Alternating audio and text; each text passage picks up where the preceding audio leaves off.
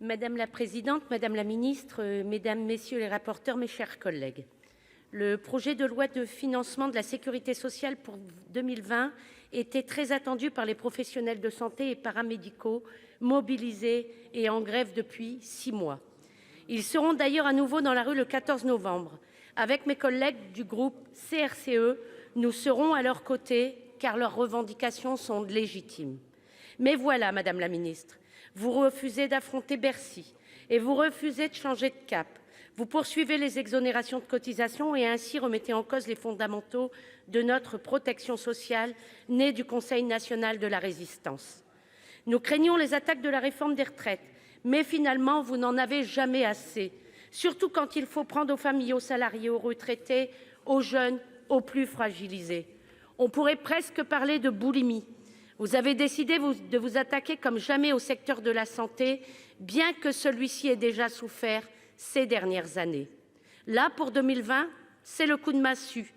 L'hôpital public va servir d'ajustement à votre budget avec un objectif de croissance des dépenses d'assurance maladie Ondam à 2,3% en 2020, alors que vous savez pertinemment que celui-ci devrait être à 4,5%. Les services d'urgence et de nombreux SAMU traversent une crise grave, très grave même. Ils multiplient les grèves.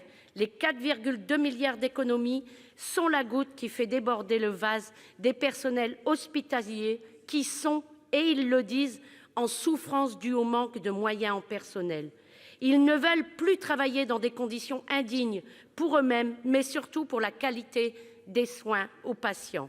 Et vous, madame la ministre, votre seule réponse est de mettre un Ondam à 2,1 pour l'hôpital, en dessous de l'évolution naturelle des dépenses de santé. Décidément, quand on veut noyer son chien, on dit qu'il a la rage. Et ce n'est pas votre réforme du financement des hôpitaux de proximité qui va changer la donne. Vous aurez beau jeu de déplacer les services pour mutualiser toujours davantage les moyens. Les malades, eux, ne déménagent pas avec les hôpitaux. Vous allez donc éloigner encore davantage les services de santé pour nos populations qui n'arrivent déjà plus à trouver un médecin de ville et des médicaments. L'obligation pour les industriels de constituer un stock de sécurité de 2 à 4 mois sur les médicaments d'intérêt thérapeutique majeur et la création de sanctions contre les laboratoires pharmaceutiques en cas de pénurie du médicament prévus par ce PLFSS vont dans le bon sens, mais arrivent trop tardivement par rapport à la crise que connaissent les malades. Il n'est pas normal qu'en France et en Europe, la puissance publique ne soit pas en capacité de produire des médicaments, d'autant que nous disposons actuellement des pharmacies, des hôpitaux et notamment de l'AP-HP, d'un savoir-faire à valoriser. Les hôpitaux ont tendance à délaisser leurs pharmacies pour assurer d'autres financements essentiels comme les investissements et les travaux de rénovation. Sur ce sujet, vous avez fait adopter à l'Assemblée nationale un amendement visant à offrir aux établissements de santé une visibilité pluriannuelle et non plus seulement annuelle sur l'évolution de leurs ressources financières. Mais si c'est pour leur dire que les caisses resteront vides pendant 3 ans, ça sert à quoi? L'État doit arrêter de se défausser sur la sécurité sociale et assumer les travaux de rénovation et de modernisation des hôpitaux publics. L'État doit également assumer ses dépenses lui-même. Les gilets jaunes se sont mobilisés, exprimant la colère populaire et le ras-le-bol de la fin des services publics, des fins de mois difficiles et des petits salaires. Le président Macron a fait des annonces et mis en place des aides d'urgence pour répondre à cette colère. Mais ce n'est pas au budget de la sécurité sociale de les porter. C'est au budget de l'État que doivent être portées les dépenses légitimes liées aux gilets jaunes. Ce sont 3 milliards d'euros que vous prenez à tous les services de santé pour les donner aux autres salariés. La colère des uns ne peut pas se régler par un tour de passe-passe qui consiste à déshabiller les infirmiers, les aides-soignantes, les aides à domicile, les retraités, tous en lutte pour habiller très légèrement certaines catégories de travailleurs pauvres. Ce PLFSS est truffé de contradictions.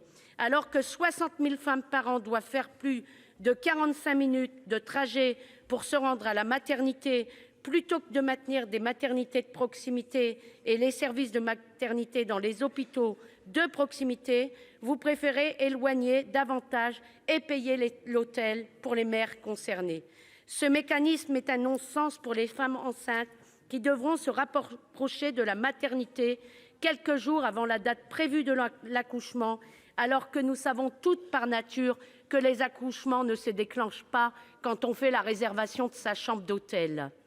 Ces contradictions sont trop nombreuses pour ne pas penser qu'il s'agit en réalité d'une volonté délibérée de faire des économies sur le dos des plus précaires en réduisant les indemnités journalières pour les parents de familles nombreuses, par exemple en refusant de réindexer les pensions de retraite de 4 millions de retraités qui dépassent 2 000 € par mois. Nous savons que vous préparez le prochain mauvais coup avec la réforme des retraites. Si le PLFSS 2020 ne prévoit finalement aucune mesure s'y rapportant, cette future réforme des retraites, la fusion des caisses au sein des Urssaf, s'apparente bien à un test pour préparer la fusion des régimes de retraite dans le système de retraite par points. En attendant votre future loi sur la dépendance, dont nous ne connaissons même plus la date à force d'être reportée, ce PLFSS prévoit pour 2020 une enveloppe de 405 millions d'euros pour les Ehpad. Je voudrais relativiser ces chiffres par rapport aux besoins actuels et à venir pour nos aînés. Madame la ministre, nous avons déposé plusieurs dizaines d'amendements. Suppression de la taxe sur les salaires, instauration d'un moratoire sur les fermetures de lits, de services, etc. Madame la ministre, en conclusion, votre projet de loi de financement de la sécurité pour 2020 est très dangereux. Vous faites le choix de l'austérité contre l'humain et la santé. Vous faites le choix du libéralisme contre celui du service public. L'argent existe, vous le savez. Il est dans la poche de ceux que vous avez décidé de privilégier, ceux à qui vous faites des cadeaux depuis plusieurs mois et qui n'ont nullement besoin de plus pour l'hôpital public puisqu'ils ne le fréquentent pas. En plus d'être en état dangereux, votre projet de loi n'est pas fiable. Surprise de dernière minute, évidemment, vous annoncez vouloir proposer des mesures le 20 novembre qui ne figurent pas dans le projet de loi. Nous nous apprêtons donc à discuter un budget incertain et donc insincère.